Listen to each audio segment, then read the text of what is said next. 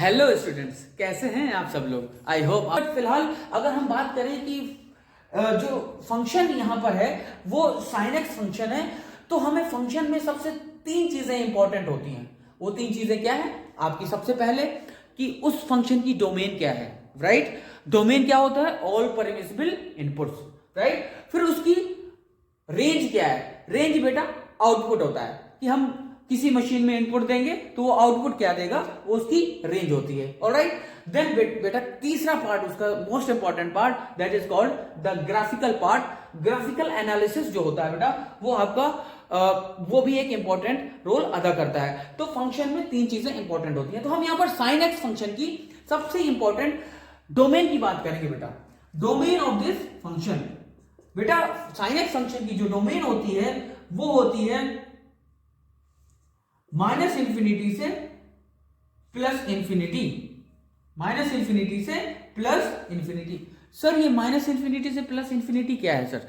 मैंने कहा जो sin x फंक्शन है बेटा, वो इनपुट कुछ भी ले सकता है, ऑल रियल नंबर्स ले सकता है। क्या ले सकते हैं? All real numbers. उसी को हम रिप्रेजेंट करते हैं माइनस इंफिनिटी से प्लस इंफिनिटी, और मैं इसको कैपिटल R भी लिख सकता हूं, ठीक है, राइट। अगर इसकी बेटा रेंज की बात करें तो बेटा ये ऐसा फंक्शन है जो मिनिमम आउटपुट -1 देता है और मैक्सिमम आउटपुट 1 देता है।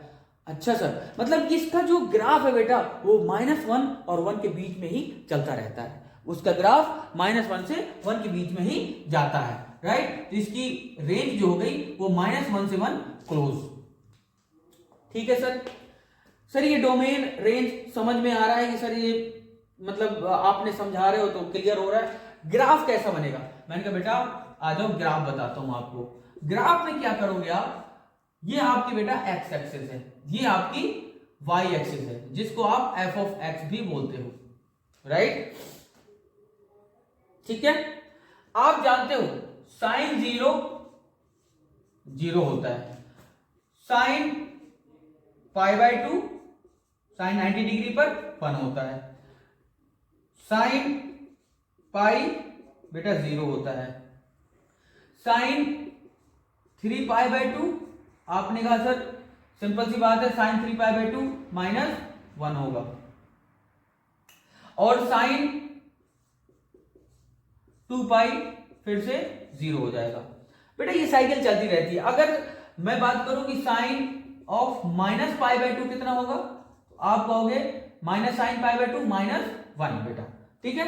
अगर हम क्लॉकवाइज चलते हैं, तो बेटा एंगल हमेशा नेगेटिव लेते हैं, राइट। अगर एंटी क्लॉकवाइज चलेंगे तो एंगल हमेशा पॉजिटिव लेते हैं, एंगल हमेशा पॉजिटिव लेंगे। तो देखो ध्यान से, साइन 0 जब हमने इनपुट 0 डाला तो आउटपुट भी 0 मिला, तो ग्राफ हमेशा ओरिजिन से स्टार्ट होगा, राइट। और ये बेटा जब आप यहां से जाओगे 0, 30 डिग्री, 60 डिग्री, तो ये ग्राफ बढ़ेगा, बढ़ते बढ़ते बढ़ते बढ़ते बेटा ये मैक्सिमम 90 डिग्री पर π/2 पर 1 देगा, और फिर उसके बाद ग्राफ फिर घटना स्टार्ट हो जाएगा। फिर ये घटते घटते घटते घटते आपको बता दो 2π में फिर आके 0 हो जाएगा, राइट। अगर इसका नेचर इस साइड देखोगे तो बेटा ये ऐसे बिल्कुल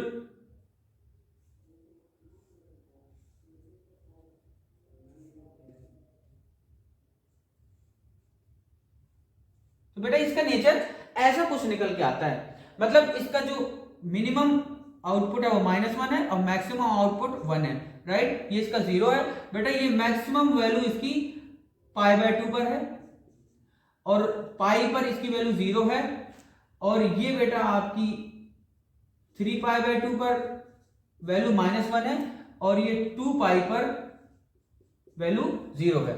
ऐसे सेम सिनेरियो यहां पर है बेटा। इधर देखो ये x बराबर -π/2 है, ये x बराबर -π है, ये इधर देखोगे आप तो ये बेटा आपका है -3π/2 और ये है -2π।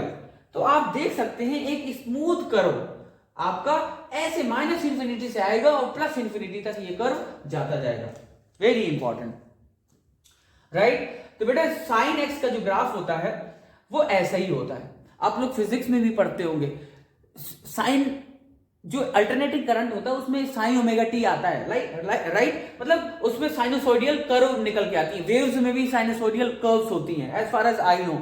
तो वहां पर भी आपको देखने को मिलेगा कि ऐसा ग्राफ नजर आता है। जो अल्टरनेटिंग करंट होता है बेटा, एसी करंट होता है, उसका जो नेचर होता है वो इसी टाइप का होता है बेटा, वो उसका फिगर भी ऐसे ही जाता है। और अल्टरनेटिंग करंट की जो इक्वेशन होती है वो भी साइनोसोडियल साइन के टर्म्स में आती है। आई होप आपको ये चीज क्लियर हुई होगी। बेटा जो डोमेन होती है वो एक्स एक्सिस को रिप्रेजेंट करती है, क्योंकि इनपुट हम एक्स एक्सिस में देते हैं, और आउटपुट जो आता है बेटा वो वाई एक्सिस में आता है, जिसको हम रेंज बोलते हैं। और देख लो ये -1 से 1 के बीच में ही ग्राफ जा रहा है, राइट। तो आई होप कि बेटा जो डोमेन होती है cos x की डोमेन वो भी ऑल रियल वैल्यूज होती है, राइट। रेंज की बात की जाए तो रेंज बेटा इसकी भी -1 से 1 के बीच में रेंज आती है। ओके सर ग्राफ कैसा होगा? मैंने कहा बेटा ग्राफ थोड़ा सा डिफरेंट होगा, क्योंकि कॉस जो फंक्शन है वो साइन से थोड़ा सा जस्ट अपोजिट है। कॉस 0 बेटा 1 होता है, कॉस π/2 0 होता है,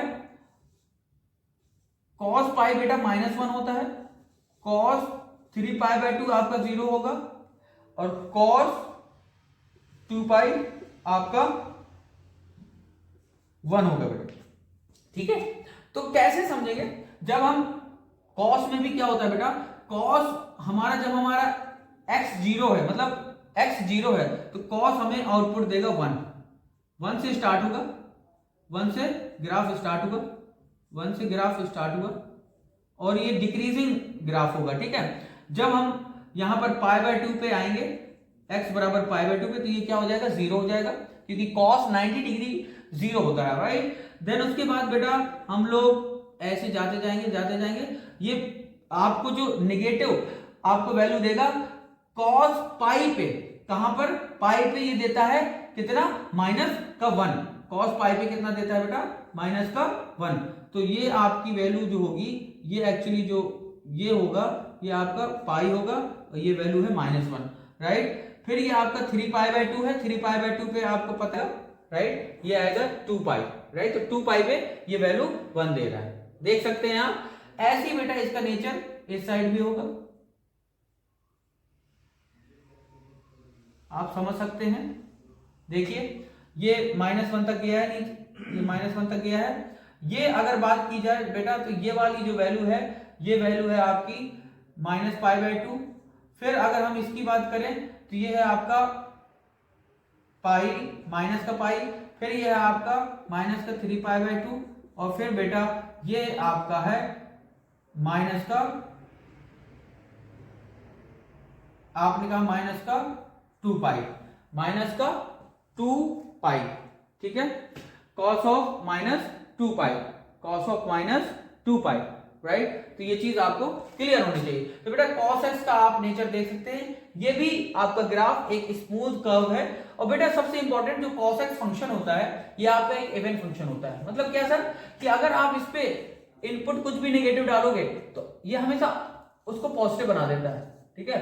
याद रखना बेटा, ये आपका इवन फंक्शन होता है। लेकिन इसके अपोजिट जो sin x होता है वो ऑड फंक्शन होता है, वो आपका ऑड फंक्शन होता है। तो यहां आप देख सकते हैं कि cos x की कहानी मैंने आपको बता दी है। आई होप आपको ये चीज क्लियर हुई होगी। और फिर हम आगे बढ़ते हैं, जो कि अब बच्चों की बात होगी। अगला फंक्शन है